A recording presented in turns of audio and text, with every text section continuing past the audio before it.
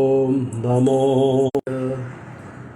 ഓം നമോ ഭഗവതേ വാസുദേവായ.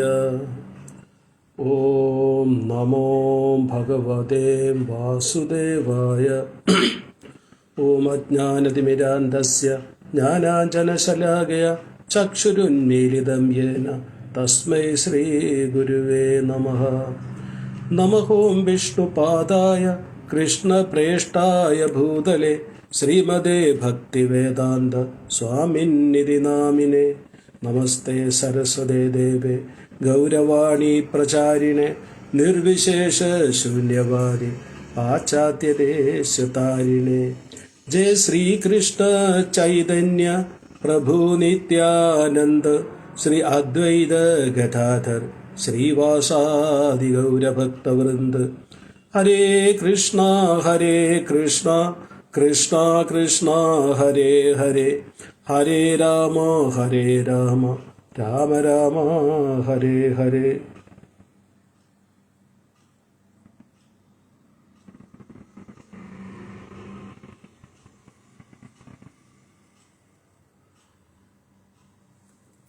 ഹരേ കൃഷ്ണ ഹരേ കൃഷ്ണ. ഇന്നത്തെ ഭാഗവതം ക്ലാസ്സിലേക്ക് എല്ലാവർക്കും സുസ്വാഗതം. അപ്പോൾ നമ്മൾ ആദ്യത്തെ അധ്യായത്തിൻ്റെ പാർട്ട് 2 ആണ് ഇന്ന് എടുക്കുന്നത്. ആദ്യത്തെ 2 ക്ലാസ്സുകളിൽ നമ്മൾ ഗീതാ മഹാത്മ്യത്തിനെ കുറിച്ചായിരുന്നു പറഞ്ഞത്. അപ്പം കഴിഞ്ഞ ക്ലാസ്സിൽ നമ്മൾ 26 ശ്ലോകങ്ങളുണ്ടായിരുന്നു. അത് 27 ശ്ലോകം വരെ എടുത്തു. അപ്പോൾ അതിനൊരു ചെറിയ റീക്യാപ്പ് എടുക്കാം നമുക്ക്. വളരെ വലുതായിട്ട് എലാബറേറ്റ് ചെയ്ത് ഞാൻ പറയുന്നില്ല. ചെറിയൊരു റീക്യാപ്പ്. അതായത് കുരുക്ഷേത്ര യുദ്ധത്തിന്റെ 10ാമത്തെ ദിവസം ഭീഷ്മ പിതാമഹൻ ശരശൈലയിലായി. ഈ വിവരം പറയാൻ വേണ്ടി സഞ്ജയൻ കുരുക്ഷേത്ര ഭൂമിയിൽ നിന്നും ഹസ്തിനാപുരത്ത് എത്തുന്ന അദ്ദേഹത്തോട് ധൃതരാഷ്ട്രർ ചോദിക്കുന്നത് എന്താണ്? ധർമ്മക്ഷേത്ര കുരുക്ഷേത്രേ സമവേദ യുത്സവ മാമക പാണ്ഡവ ചൈവ കിം അകുർവത സഞ്ജയ. ധർമ്മക്ഷേത്രമാകുന്ന കുരുക്ഷേത്രത്തിൽ യുദ്ധത്തിനായി ഒരുങ്ങി നിൽക്കുന്ന എൻ്റെ പുത്രന്മാരും പാണ്ഡുപുത്രന്മാരും എന്തു ചെയ്തു സഞ്ജയ. അപ്പോൾ ഈ കുരുക്ഷേത്രത്തിന് എന്തുകൊണ്ടാണ് ധർമ്മക്ഷേത്രം എന്ന് പറയുന്നതും എൻ്റെ പുത്രന്മാരും പാണ്ഡുപുത്രന്മാരും എന്ന് പറഞ്ഞത് എന്തെന്നൊക്കെ നമ്മൾ വളരെ വിശദമായിട്ട് ചർച്ച ചെയ്യാണ്. അപ്പോൾ ഇത് ആദ്യത്തെ ശ്ലോകം. ഈ ഒറ്റ ശ്ലോകമാണ് ധൃതരാഷ്ട്രർ പറയുന്നത്. 2ാമത്തെ ശ്ലോകത്തിൽ സഞ്ജയൻ മറുപടി പറയുന്നുണ്ട്. ദൃഷ്ടാതു പാണ്ഡവാലീകം വ്യൂഢം ദുര്യോധനസ്തത ആചാര്യ ഉപസംഗമ്യ രാജാവചനം അബ്രവീത്. അതായത് ദൃഷ്ടേകം പാണ്ഡവർ മഹതിം ചമം, അതായത് പാണ്ഡവരുടെ യുദ്ധ സന്നാഹങ്ങൾ കണ്ടിട്ട് വ്യൂഢൻ രചിച്ചത് കണ്ടിട്ട് ആചാര്യ ഉപസംഗമ്യ, ആചാര്യന്റെ അടുക്ക ചെന്നിട്ട് രാജ, അതായത് ദുര്യോധൻ വചനം അബ്രവീത്, ഇപ്രകാരം പറഞ്ഞു. ഇത് 2ാമത്തെ ശ്ലോകം. അത് കഴിഞ്ഞ് 3ാമത്തെ ശ്ലോകം മുതൽ 6ാമത്തെ ശ്ലോകം വരെ ദുര്യോധനൻ ദ്രോണാചാര്യരുടെ എത്തുന്നത് പാണ്ഡവരുടെ സേന വിന്യാസത്തിനെ കുറിച്ചും ആരൊക്കെയാണ് അവിടെ സേനാമൂത്ത് നിൽക്കുന്നതും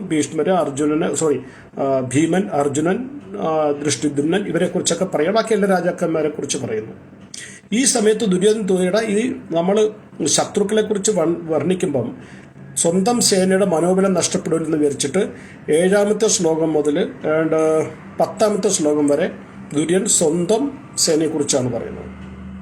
പറഞ്ഞു കഴിഞ്ഞതിന് ശേഷം പുള്ളിക്ക് തോന്നി ഇത് പറയുന്ന ആരോടാണ്? ദ്രോണാചാര്യരോടാണ്. പക്ഷെ സേനാനായകൻ ആരാണ്? ഭീഷ്മരാണ്.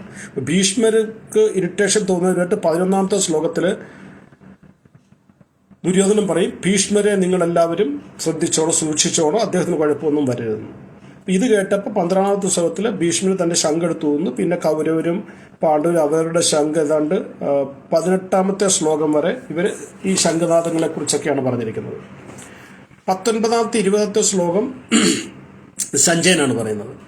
21ാമത്തെ സഞ്ജയൻ പറയുന്നു, അതായത് 20ാമത്തെ ശ്ലോകത്തിൽ പറയുന്നുണ്ട്, പാണ്ഡുപുത്രനായ അർജുനൻ ഹനുമാന്റെ കൊടിയടയാളമുള്ള തേരിലിരുന്നുകൊണ്ട് വില്ലെടുത്ത് ശരങ്ങൾ തീർക്കാൻ തയ്യാറായി. മറുവശത്ത് അണിനിരുന്നു നിന്ന കൗരവ സൈന്യത്തെ നോക്കി കൃഷ്ണനോട് ഇങ്ങനെ പറഞ്ഞു. ആര് പറഞ്ഞു? അർജുനൻ പറഞ്ഞു. 21ാം ശ്ലോകം പറഞ്ഞെന്തുവാ? സേനയോരുപയോർ മധ്യ രഥം സ്ഥാപയമേ അച്യുത യാവതേത നിരീക്ഷേകം യൂത്ത് കാമാൻ അവസ്ഥിത. ഹേ കൃഷ്ണ, ഹേ അച്യുത. അച്യുതൻ എന്ന് പറഞ്ഞാൽ ച്യുതി സംഭവിക്കാത്തവൻ, ഒരിക്കലും നാശമില്ലാത്തവൻ, അത് ഭഗവാൻ. ഭഗവാൻ കൃഷ്ണനോട് പറയുന്നത്, ഹേ അച്യുത, രണ്ട് സേനയുടെ മധ്യത്തിൽ, സേനയോർ ഉഭയോർ മധ്യ രഥം സ്ഥാപയമേ അച്യുത, ഏ അച്യുത, രണ്ട് സേനകളുടെ മധ്യത്തിൽ രഥം കൊണ്ട് നിർത്തണം. എന്തിനാണ്? യാവതേതാ നിരീക്ഷേകം യൂത്ത് കാമാൻ അവസ്ഥാൻ. യുദ്ധത്തിനായി ആരൊക്കെയാണ്, ഞങ്ങളോട് യുദ്ധം ചെയ്യാൻ ആരൊക്കെയാണ് വന്നെന്ന് ഞാനൊന്ന് കാണട്ടെന്ന്. അപ്പോൾ അത് കഴിഞ്ഞിട്ട് അവിടെ കൊണ്ട് നിർത്തിയിട്ട് ഭഗവാൻ പറയുന്നുണ്ട്, ഭഗവാൻ പറഞ്ഞു, ഭാരത 25-ാം ശ്ലോകം പറഞ്ഞു, ഇവിടെ ഒത്തുകൂടിയ കുരുവംശനെ നീ നോക്ക്, ആരൊക്കെയുള്ള നീ നോക്ക്, കണ്ടു. അത് കണ്ടു കഴിഞ്ഞിട്ട് രണ്ട് സേനയുടെ മധ്യത്തിൽ വന്നിട്ട് അർജുനൻ നോക്കുമ്പോൾ അർജുനൻ കാണുന്നത്, അതായത് നമ്മളുടെ ഒരു ദൃഷ്ടി അതെങ്ങനെയാണെന്നുള്ളത് ഞാനിപ്പോൾ പറയുന്നുണ്ട്, എന്നാൽ നമുക്ക് മനസ്സിലാവും. ഒരു വസ്തുവിനെ കാണുമ്പോൾ എല്ലാവരുടെയും ഉള്ളിലുണ്ടാകുന്ന വികാരങ്ങൾ ഒരുപോലെ ആയിരിക്കത്തില്ല. പ്രകൃതി അവർക്ക് കൊടുത്തിരിക്കുന്ന ഗുണങ്ങളുണ്ട്. പ്രകൃതിയുടെ 3 ഗുണമുണ്ട്. ഏതൊക്കെയാണ്? സത്വഗുണം, രജോ ഗുണം, തമോ ഗുണം. അപ്പം തമോ ഗുണം എന്ന് പറയുന്നത് മടി, വളരെ ക്രൂരത, ഇതൊക്കെ ചെയ്യണം. രജോ ഗുണം എന്ന് പറഞ്ഞാൽ പാഷനേറ്റ് നേച്ചർ, എനിക്കത് വേണം, ഇത് വേണം, മറ്റേ മൊബൈൽ വേണം, ഈ കാർ വേണം, 4 വീട് വേണം, ഒത്തിരി മുടിയുള്ള ഭാര്യ വേണം, ഒത്തിരി നീളമുള്ള ഭർത്താവിനെ വേണം, കുട്ടികൾ, ഇതൊക്കെ എന്തെല്ലാം ആഗ്രഹങ്ങൾ വരുന്നത് ഇതെല്ലാം രജോ ഗുണത്തിലാണ്. സത്വഗുണം എന്ന് പറഞ്ഞാൽ ഒരുവിധം ശാന്തമായ മനസ്സ്, ആധ്യാത്മിക ചിന്തകളൊക്കെ ഒരു സത്വഗുണത്തിലാണ്. ഈ ഗുണങ്ങൾ എങ്ങനെയാണ് ഉണ്ടാകുന്നത്? ഇതിപ്പോൾ കടയിൽ നിന്നും വാങ്ങിക്കാൻ കിട്ടുന്ന സാധനം, ഈ കുറച്ച് സത്വഗുണം, അരക്കിലോ സത്വഗുണം, അല്ലെങ്കിൽ അരക്കിലോ രജഗുണം തരുന്നില്ല. നമ്മൾ എന്ത് ഭക്ഷിക്കുന്നു, നമ്മൾ ഏത് ഗുണമുള്ള ആൾക്കാരുമായിട്ട് സംസർഗം ചെയ്യുന്നു, എന്ത് കാണുന്നു, എന്ത് കേൾക്കുന്നു, ഇതനുസരിച്ച് നമ്മുടെ ഉള്ളിൽ ആ ഗുണവിശേഷങ്ങൾ ഡെവലപ്പ് ആകുന്നത്. ഒരു സ്ത്രീ തൻ്റെ കുട്ടിക്ക് ബ്രസ്റ്റ് ഫീഡ് ചെയ്യുന്നു, മുല കൊടുക്കുന്നു. ഇത് കാണുന്ന ഒരു വ്യക്തി അല്ലെങ്കിൽ 3 വ്യക്തികൾ, ഒരു സത്വഗുണി, ഒരു രജോഗുണി, ഒരു തമോ ഗുണിയും 3 വിധത്തിലായിരിക്കും അതിനെ കാണുന്നത്. പറഞ്ഞ് മനസ്സിലാക്കണം. അപ്പം എന്തും നമ്മൾ കാണുമ്പോൾ നമ്മുടെ ദൃഷ്ടി കാണുന്നു, അത് നമ്മുടെ ഉള്ളിൽ ഉൾക്കൊള്ളുന്ന മനസ്സിൽ അല്ലെങ്കിൽ ഹൃദയത്തിൽ ഉണ്ടാകുന്ന ചിന്തകൾ, വികാരങ്ങൾ നമ്മളുടെ ഗുണത്തെ ആശ്രയിച്ചിരിക്കും.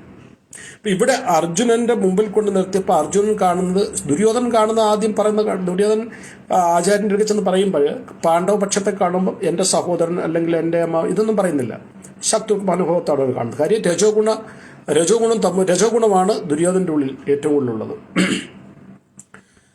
പക്ഷെ അർജുനൻ നോക്കുമ്പോൾ കാണുന്നത് തൻ്റെ പിതാമഹൻ, തൻ്റെ ഗുരു, തൻ്റെ സഹോദരപുത്രന്മാർ, സുഹൃത്തുക്കൾ, ഇതെല്ലാം കണ്ടു കഴിഞ്ഞപ്പോൾ പുള്ളി ആകെ തകർന്നു. അതാണ് 28-ാമത്തെ ശ്ലോകത്തിൽ പറഞ്ഞ ദൃഷ്ടേകം സ്വജനം കൃഷ്ണ, എൻ്റെ സ്വന്തം ജനങ്ങളെ കണ്ടിട്ട്, ദൃഷ്ടേകം സ്വജനം കൃഷ്ണ യൂത്സം സമുപസ്ഥിത സീതന്തി മമ ഗാത്രാണി മുഖം ച പരിശുഷ്യതി. ഏ കൃഷ്ണ, ഈ യുദ്ധഭൂമിയിൽ നിൽക്കുന്ന എൻ്റെ സ്വന്തം ജനങ്ങളെ കണ്ടിട്ട് സീതന്തി മമ, എൻ്റെ അവയവങ്ങളെല്ലാം തളരുന്നു. സീതന്തി മമ ഗാത്രാണി മുഖം ച പരുഷ, എൻ്റെ മുഖങ്ങളെല്ലാം ചുട്ടു പൊള്ളുന്നു. അത് കഴിഞ്ഞിട്ട് പിന്നുള്ള 3 ശ്ലോകങ്ങളിലായിട്ട് അർജുനൻ പറയുന്നതാണ്, എൻ്റെ ശരീരം വിറയ്ക്കുന്നു, രോമാഞ്ചമുണ്ടാകുന്നു, എൻ്റെ വില്ല് ഗാണ്ഡീവം കഴിഞ്ഞ് വഴുതുന്നു, തൊലി ചുട്ടു പൊള്ളുന്നു, എനിക്ക് ഇപ്പോൾ ഉറച്ചു നിൽക്കാൻ കൂടി കഴിയുന്നില്ല. അതായത് അർജുനൻ തളർന്നു പോവാണ്. ഇത്രയായിരം ഈ സ്വന്തക്കാരെയും ബന്ധുക്കാരെയും കൊല്ലണമെന്ന് ആലോചിക്കുമ്പോൾ അർജുനന് തൻ്റെ വിജയത്തിൽ യാതൊരു സംശയമില്ല. ഇവിടെ അർജുനൻ ഒരിക്കലും പറയുന്നില്ല ഇവരുമായിട്ട് ഞാൻ എങ്ങനെ യുദ്ധം ചെയ്യും, ഭീഷ്മരെ എങ്ങനെ തോൽപ്പിക്കാൻ പറ്റും, ദ്രോണാചാര്യ ഏറ്റവും വലിയ ആയുധാരിയല്ലേ, ഇവരെയൊക്കെ, ഇതൊന്നുമല്ല അർജുനൻ പറയുന്നത്. അർജുനൻ പറയുന്ന ഇവരെ എങ്ങനെ വധിക്കുമെന്ന് പറയുമ്പോൾ ഞാൻ ജയിക്കും എന്നുള്ളതിൽ അർജുനന് പരിപൂർണ്ണ വിശ്വാസമുണ്ട്. അർജുനന് തോൽക്കുമെന്നുള്ള ഭയമൊന്നുമല്ല. അർജുനന്റെ ഭയമല്ല തളർത്തുന്നത്, അർജുനന്റെ അനുകമ്പയാണ്, അറ്റാച്ച്മെൻ്റാണ്, അതാണ് തളർത്തുന്നത്. അങ്ങനെ പറഞ്ഞിട്ട് അത് 32, 31, 34 ശ്ലോകങ്ങളെല്ലാം അത് വളരെ ഫിലോസഫിക്കലായിട്ട് തത്വപരമായിട്ടാണ് പറയുന്നത്. ബന്ധുക്കൾ യുദ്ധത്തിൽ കൊണ്ട് എങ്ങനെ എന്ത് ഗുണം ഉണ്ടാവുമെന്ന് എനിക്ക് മനസ്സിലാകുന്നില്ല. കൃഷ്ണ, എനിക്ക് വിജയം ആവശ്യമില്ല. അത് വളരെ മനോഹരമായ ശ്ലോകമാണ്. നജ ശ്രേയോ അനുപശ്യാമി, അനുപശ്യം കാണുന്നില്ല, എന്ത് ശ്രേയസ്, ഇവരെ കൊല്ലേണ്ട ശ്രേയസ്സൊന്നും ഞാൻ കാണുന്നില്ല. ഹത്വ സ്വജനമേഹി, സ്വന്തം ജനങ്ങളെ കൊന്നിട്ട് എന്താണ്, ഞാൻ അവിടെ ശ്രേയസ്സും പ്രേയസ്സും നമ്മളുടെ വ്യത്യാസവും പറഞ്ഞത്. ഇന്നാകാംക്ഷ വിജയം, എനിക്കൊരു വിജയം ആവശ്യമില്ല. എന്നാ രാജ്യം സുഖ, എനിക്ക് രാജ്യസുഖം ഒന്നും എനിക്ക് വേണ്ട, എനിക്ക് ആരെയും കൊല്ലണ്ട, എനിക്ക് ഇവിടുന്ന് പോയാൽ മതി. അതാ 32 മുതൽ 35 ശ്ലോകത്തിൽ അർജുനൻ പറയുന്നത്, ഹേ ഗോവിന്ദ. അതിനകത്ത് അവിടെ ഭഗവാന് ഗോവിന്ദ എന്നാണ് വിളിക്കുന്നത്. രാജ്യം കൊണ്ടും ഭോഗങ്ങൾ കൊണ്ടും ജീവിതം കൊണ്ട് തന്നെയും ഞങ്ങൾക്ക് എന്ത് പ്രയോജനം? ആർക്കു വേണ്ടി ഞങ്ങൾ ഇതെല്ലാം ആഗ്രഹിക്കുന്നു അവരെല്ലാം സ്വത്തും പ്രാണനും കൂടി ഉപേക്ഷിക്കാൻ തയ്യാറായി ഇതാ രണാങ്കണത്തിൽ നിൽക്കുന്നു. മധുസൂദന, ഗുരുജനങ്ങൾ, പിതൃബഹാന്മാർ, മക്കൾ, അമ്മാവന്മാർ, ശശരന്മാർ, ശ്യാലന്മാർ തുടങ്ങിയ ബന്ധുക്കളാണ് ഇങ്ങനെ മുന്നിൽ നിൽക്കുന്നത്. ഞാൻ എന്തിനവരെ കൊല്ലണം? അവരെ വധിക്കെങ്കിൽ 3 ലോകം, അതായത് ത്രൈലോക്യം നേടാമെന്ന് വന്നാലും ഞാൻ അവരോട് യുദ്ധം ചെയ്യുന്നില്ല. പിന്നെ എങ്ങനെയാണ് വെറും മണ്ണിന് വേണ്ടി അവരെ കൊല്ലാനാകുക? ജനാർദ്ദന, ധൃതരാഷ്ട്രരെ ഹിംസിച്ചിട്ട്, ധൃതരാഷ്ട്രം എന്ന് പറയുമ്പോൾ ധൃതരാഷ്ട്രപുത്രന്മാർക്ക് അവരെ പറയുന്നത്, ഹിംസിച്ചിട്ട് ഞങ്ങൾക്ക് എന്ത് സുഖം കിട്ടാനാണ്? അപ്പോൾ ആക്രമികളെ ഇവരെ കൊന്നാൽ ഞങ്ങൾക്ക് പാപമായിരിക്കും നേട്ടം. അർജുൻ ചിന്തിക്കുന്നത് വളരെ വൈഡായിട്ടാണ്. പുത്രന്മാരെ സുഹൃത്തുക്കളെ ഹിംസിക്കുന്നത് നമ്മൾക്ക് ഉചിതമല്ല. അല്ലയോ മാധവ, സ്വന്തം ബന്ധുക്കളെ കൊന്നിട്ട് എന്ത് കേടാണ്? ഞങ്ങൾക്ക് എങ്ങനെ സൂഹിക്കാൻ കഴിയും? ഇങ്ങനെ 37, 38 പറഞ്ഞു കഴിഞ്ഞിട്ട് 39ാമത്തെ ശ്ലോകം മുതലാണ് വളരെ ഫിലോസഫിക്കൽ അർജുനൻ പറയുന്നത്. അത് ശ്രദ്ധിക്കുക. അപ്പോൾ ഇവിടെ 36, 37 ശ്ലോകങ്ങളിൽ ഞാൻ പറഞ്ഞു, അർജുനൻ കൺമുന്നിൽ കാണുന്നത് ശത്രുക്കളെയല്ല മിത്രങ്ങളെയാണ്. ആ സൈഡിൽ നിന്നുകൊണ്ട് ദുര്യോധനൻ നോക്കുമ്പോൾ ഇവിടെ മിത്രങ്ങളല്ല ശത്രുക്കളെയാണ് കാണുന്നത്. Scenery 1 vision 2. അതായത് നമ്മുടെ ശാസ്ത്രപ്രകാരം ഒരു കാര്യം ഗ്രഹിക്കാൻ നമുക്ക് 3 തരത്തിലുള്ള ദൃഷ്ടികളുണ്ട്. അജ്ഞാനദൃഷ്ടി, ജ്ഞാനദൃഷ്ടി, പ്രേമദൃഷ്ടി. ശ്രദ്ധിച്ചു കേൾക്കുക. നമുക്ക് ആദ്യം അജ്ഞാനദൃഷ്ടി ഒന്ന് നോക്കാം. അതായത് ഒരു വ്യക്തിയുടെ മനസ്സ് മലിനമാണെങ്കിൽ കണ്ണുകൾ, ആ മലിനമായ മനസ്സും കണ്ണുകളുമായി ഉണ്ടാകുന്ന സമ്പർക്കത്തിലൂടെ കാര്യങ്ങളെ കാണുന്നതിനാണ് അജ്ഞാന ദൃഷ്ടി എന്ന് പറഞ്ഞാൽ. ഞാൻ ഉദാഹരണം പറഞ്ഞു, ഒരു അമ്മ കുട്ടിക്ക് പാല് കൊടുക്കുന്നു. നമ്മൾ കാണുമ്പോൾ അമ്മ കുട്ടിക്ക് ടീക്ക് നോർമൽ ഇതാണ് കൊടുക്കുന്നു. പക്ഷെ ഈ മലിനമായ മനസ്സുള്ള ഒരു വ്യക്തി നോക്കി അവിടെ നിൽക്കുന്നത് കുട്ടിയെ അമ്മയെ ആയിരിക്കത്തില്ല. എന്താണെന്ന് നിങ്ങൾക്കറിയാം, ഞാൻ പറയുന്നില്ല. അത് മലിനമായ മനസ്സ്, ആ ദൃഷ്ടിയുമായുള്ള സമ്പർക്കത്തിൽ അത് എല്ലാം എന്ത് കണ്ടാലും അങ്ങനെയായിരിക്കും. അവരുടെ ദൃഷ്ടികോണിലെല്ലാം അങ്ങനെ കാണത്തുള്ളവർ. ഒരു ആൺകുട്ടിയും പെൺകുട്ടിയും കൊണ്ട് സംസാരിച്ച് നിൽക്കുമ്പോൾ ഇപ്പം നമ്മൾ വിചാരിക്കണം അവർ സഹോദര സഹോദരിയായിരിക്കും, അല്ലെങ്കിൽ എന്തായാലും സംസാരിച്ചോട്ടെ. അപ്പം മലിനമായ മനസ്സുള്ളവൻ ആ മലിനമായ ദൃഷ്ടിയോടെ നോക്കുമ്പോൾ കാണുന്നത് കാമുകനും കാമുകി. അപ്പം അവർക്ക് എന്തും അങ്ങനെ കാണാൻ പറ്റത്തുള്ളൂ. അതായത് എന്തും എന്ന് പറഞ്ഞു കഴിഞ്ഞാൽ ഒരു സിനിമ തിയേറ്ററിലോ അല്ലെങ്കിൽ ഒരു ഷോപ്പിംഗ് മാളിലോ ഒരു ആൺകുട്ടി ഒരു പെൺകുട്ടിയും കൊണ്ട് കഴിഞ്ഞു കഴിഞ്ഞാൽ ഉടനെ അവർ വിചാരിക്കുന്നത് ഇവൻ അടിച്ചുകൊണ്ട് വന്നതാണ്, അല്ലെങ്കിൽ ഇവർ പ്രേമമാണ്, ഇതാണ്. അതല്ല ഈ സദാചാര പോലീസൊക്കെ നമ്മൾ കേൾക്കുന്നതാണ് മലിനമായ ദൃഷ്ടി. അതാണ് അജ്ഞാന ദൃഷ്ടി എന്ന് പറയുന്നത്. അപ്പോൾ ഈ ദൃഷ്ടിയാണ് അർജുനന് ദുര്യോധന ഏറ്റവും കൂടുതലുള്ളത്. അതിന് ഉദാഹരണം എന്ന് പറഞ്ഞാൽ ഇവരുടെ ഈ ആയുധ പരിശീലനങ്ങളെല്ലാം കഴിഞ്ഞ സമയത്ത് യുവരാജാവായിട്ട് അഭിഷേകം ചെയ്യണം. അപ്പോൾ ഇവിടെ രണ്ടുപേരും നമ്മുടെ കോമ്പറ്റീഷൻ ആരാണ്? യുധിഷ്ഠിരും ദുര്യോധനുമായിട്ടുള്ള കോമ്പറ്റീഷനാണ്. അപ്പോൾ ഇവരൊരു പരീക്ഷണം വെച്ചു. അത് വെച്ചത് ഭീഷ്മരും ദ്രോണാചാര്യരോടാണ്. രാവിലെ ദുര്യോധനോട് പറഞ്ഞു, നീ രാജ്യം മൊത്തം കറങ്ങിയിട്ട് വരിക, വൈകിട്ട് 5 മണിയാകുമ്പോൾ തിരിച്ചെത്തണം എവിടെല്ലാം പോകുമ്പോൾ. നിന്നേക്കാൾ ശ്രേഷ്ഠനായ ഒരു വ്യക്തിയെ കണ്ടിട്ട് വരണം. ആ ആളിനെ കൂട്ടിക്കൊണ്ട് വരണം. ആളിനെ കണ്ടെന്ന് പറഞ്ഞാൽ മതി. ആരാണ്, പേരും അഡ്രസ്സും ഒക്കെ, പാൻ കാർഡും ആധാർ കാർഡും ഒന്നും വേണ്ട, ജസ്റ്റ് കണ്ടിട്ട് വന്നാൽ മതി. ആരാന്ന് പറഞ്ഞാൽ മതി. എന്തുകൊണ്ടാണ് ശ്രേഷ്ഠനെന്ന് പറയണം. അതേ സമയത്ത് തന്നെ യുധിഷ്ഠിരോട് പറഞ്ഞു, നീ പോയിട്ട് നിന്നേക്കാൾ അധമൻ എന്ന് പറഞ്ഞു കഴിഞ്ഞാൽ നമ്മളുടെ ഒരു താഴെ, അതായത് ഒരു ലെവലിന് താഴെ വ്യക്തിയാണ് അധമൻ എന്ന് പറയുന്നത്. അതിന് പർട്ടിക്കുലർ വേർഡ് മീനിങ് ഉണ്ട്, അതെനിക്ക് ഓർമ്മ വരുന്നില്ല. ഒരു അധമനായ വ്യക്തിയെ കണ്ടുപിടിച്ചിട്ട് വരണം. 2 പേരും രാവിലെ 8 മണിക്ക് വിട്ടു, വൈകിട്ട് 5 മണിക്കുള്ളിൽ വരണം. 5 മണി ആയപ്പോഴത്തേക്കും ദുര്യോധനൻ തിരിച്ചു വന്നു. എന്നിട്ട് പറഞ്ഞു, എന്നേക്കാൾ ശ്രേഷ്ഠമായ ഒരു വ്യക്തി എനിക്ക് കാണാൻ പറ്റിയില്ല, ഏറ്റവും ശ്രേഷ്ഠൻ ഞാനാണെന്ന് പറഞ്ഞു. അപ്പോൾ ചോദിച്ചാൽ അതെന്താണെന്ന് ചോദിച്ചാൽ പറഞ്ഞു, ആരിലും ഒരു ക്വാളിറ്റി ഞാൻ കാണുന്നില്ല, ഏറ്റവും കൂടുതൽ ക്വാളിറ്റി ഉള്ള ഞാനാണെന്ന് പറഞ്ഞു. അജ്ഞാന ദൃഷ്ടിയാണത്. അത് കഴിഞ്ഞപ്പോൾ യുധിഷ്ഠിർ വന്നു. യുധിഷ്ഠിർ പറഞ്ഞു, നിന്നേക്കാൾ അധമനായ ഒരു വ്യക്തിയെ കണ്ടോ എന്ന് ചോദിച്ചു. പറഞ്ഞു ഇല്ല എന്ന് പറഞ്ഞു. അതെന്താന്ന് ചോദിച്ചു. അത് ഞാൻ എല്ലാം അന്വേഷിച്ച് വരുന്ന വഴിക്ക്, അപ്പോൾ അന്നത്തെ ദിവസം ഏകാദശിയായിരുന്നു. ഒരു വ്യക്തി കുടിക്കാൻ വെള്ളം കോരുന്നത് കണ്ടു. അപ്പം അന്നത്തെ കാലത്തെ ഏകാദശി എന്ന് പറഞ്ഞാൽ നിർജ്ജല ഏകാദശിയാണ്. വെള്ളം കുടിക്കത്തില്ല, ജലപാനം ചെയ്യത്തില്ല ഏകാദശിക്ക്. ഇപ്പോഴും നമ്മുടെ ധാരാളം ആൾക്കാരുണ്ട്. ഇപ്പം എനിക്ക് സുഖമില്ലാതെ വരെ ഞാനും ഏകാദശി നിർജ്ജലയാണ് ചെയ്യുന്നത്. ഇപ്പം മരുന്ന് കഴിക്കുന്നുണ്ട്, അതുകൊണ്ട് ആയുർവേദ മരുന്നെല്ലാം ലിക്വിഡ് ആയതുകൊണ്ട് നിർജ്ജല നോക്കാൻ പറ്റില്ല. നമുക്ക് നിർജ്ജല നോക്കാൻ പറ്റും. രാത്രി രാത്രി 12 മണിക്ക് തുടങ്ങിക്കഴിഞ്ഞാൽ രാത്രി പിന്നെ വെള്ളം കുടിക്കത്തില്ല, നാളെ പകൽ കുടിക്കത്തില്ല, നാളെ രാത്രി കുടിക്കില്ല, മറ്റന്നാളെ പാരൻ ടൈമിൽ വെള്ളം കുടിച്ച് നമുക്ക് നോയമ്പ് വിടാം. അപ്പം നിർജ്ജല ഏകാദശി ദിവസം വെള്ളം കോരുന്നത് കൊണ്ടിട്ട് ഞാൻ വിചാരിച്ചു ഇവനാണ് ഏറ്റവും അധമനായ വ്യക്തി. ഞാൻ നിശ്ചയിച്ചു. അപ്പോൾ എന്നേക്കാൾ അധമനായ ഒരു വ്യക്തിയെ ഞാൻ കണ്ടു. കാരണം ഞാൻ ഏകാദശിക്ക് വെള്ളം കുടിക്കില്ല, ഇവ വെള്ളം കുടിക്കാനാണല്ലോ. അതുകൊണ്ട് ഏറ്റവും അധമനായ വ്യക്തി അവനാണെന്ന് ഞാൻ വിചാരിച്ചു. അങ്ങനെ അടുത്ത് ചെന്ന് അവനോട് ഞാൻ ചോദിച്ചു, ഇന്ന് ഏകദേശമായിട്ട് നീ കുടിക്കാൻ വെള്ളം കോരുന്നത് എന്താണെന്ന് വെച്ചപ്പോൾ അവൻ പറഞ്ഞു, അത് എനിക്കല്ല രാജാ, ഞാൻ എൻ്റെ പശുക്കൾക്ക് കൊടുക്കാനാണ് കോരുന്നതെന്ന് പറഞ്ഞു, ഞാൻ കുടിക്കില്ല എന്ന് പറഞ്ഞു. അപ്പോഴാണ് എനിക്ക് മനസ്സിലായത് ഏറ്റവും അധമൻ ഞാനാണ്. കാരണം ഞാൻ ഒരു തെറ്റായ ദൃഷ്ടി കൊണ്ടൊരു വ്യക്തിയെ കണ്ടു, അജ്ഞാന ദൃഷ്ടി കൊണ്ട് ഞാൻ കണ്ടു. അങ്ങനെ രണ്ടുപേരും തിരിച്ചു വരുന്നു. അപ്പോൾ ഇവിടെ ഞാൻ പറഞ്ഞതിൻ്റെ അർത്ഥം അർജുനൻ്റെ യുദ്ധഭൂമിയിൽ അജ്ഞാന ദൃഷ്ടി കൊണ്ട്, അത് ഞാൻ പറയാം എന്തുകൊണ്ടാണ്. ഇതാണ് അജ്ഞാന ദൃഷ്ടി. ജ്ഞാനദൃഷ്ടി എന്ന് പറഞ്ഞാൽ എന്താണ്? ജ്ഞാനദൃഷ്ടി എന്ന് പറഞ്ഞു കഴിഞ്ഞാൽ, ജ്ഞാനദൃഷ്ടി നമ്മളൊരു വസ്തുവിനെ, വ്യക്തിയോ കാണുമ്പോൾ അതിലെ നല്ലത് മാത്രമേ കാണാൻ പറ്റൂ. അപ്പോൾ ആ കാണുന്ന വ്യക്തിയുടെ മനസ്സിനേക്കാൾ കൂടുതൽ ബുദ്ധി ഉപയോഗിച്ചിട്ടായിരിക്കും കാണുന്നത്. അജ്ഞാന ദൃഷ്ടി എന്ന് പറയുമ്പം ആ വ്യക്തിയിലുള്ള സ്വഭാവം രജോ ഗുണമാണോ തമോ ഗുണമാണോ സത്വഗുണമാണോ, സത്വഗുണം കാണില്ല. അജ്ഞാനദൃഷ്ടിക്കാരന് സത്വഗുണം ഒരിക്കലും കാണുന്നില്ല, സത്വഗുണിക്ക് അജ്ഞാനദൃഷ്ടി പരത്തുമില്ല. അപ്പം ജ്ഞാനദൃഷ്ടിയുള്ള വ്യക്തി മനസ്സിനേക്കാൾ കൂടുതൽ ബുദ്ധി ഉപയോഗിക്കും. ബുദ്ധി ഉപയോഗിക്കുമ്പോൾ അതിൻ്റെ വാസ്തവികതയെ കാണാൻ പറ്റും. അപ്പോൾ ഇതാണ് അജ്ഞാനം. പ്രേമദൃഷ്ടി എന്ന് പറഞ്ഞാൽ കാണുന്നതെല്ലാം പ്രേമത്തിൽ. അത് നമുക്ക് ഉദാഹരണം പറഞ്ഞാൽ യശോദമായി കൃഷ്ണനെ എന്തെല്ലാം തെറ്റ് ചെയ്താലും ശരി വഴക്ക് പറയല്ല, ഒരിക്കലും അടിച്ചിട്ടില്ല. അത് പ്രേമം, ഔട്ട് ഓഫ് ലവ്. ഒരു അമ്മയ്ക്ക് മകനോടുള്ള സ്നേഹത്തിൻ്റെ പരം കാഷ്ടയാണത്. തൈര് കൂടെ ഉടച്ചു, നെയ്യുടെ പാത്രമെല്ലാം ഉടച്ചു, മോര് എല്ലാം കഴിഞ്ഞു, വെണ്ണയെല്ലാം വാരി കുരങ്ങന്മാർക്ക് കൊടുത്തു, അയൽത്തുകാർ വന്ന് പരാതി പറഞ്ഞു, മണ്ണ് വാരി തിന്നു.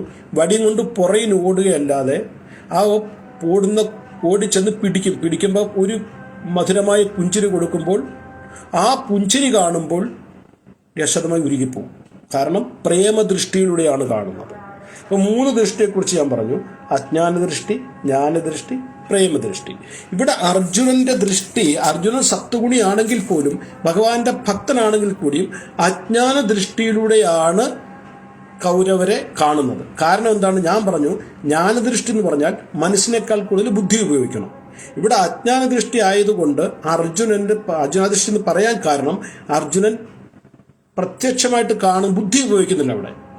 ഇവിടെ ബുദ്ധി ഉപയോഗിക്കണമായിരുന്നു അർജുനൻ ബുദ്ധി ഉപയോഗിച്ചില്ല. അതുകൊണ്ടാണ് അർജുനൻ തളർന്നു പോകാൻ കാരണം.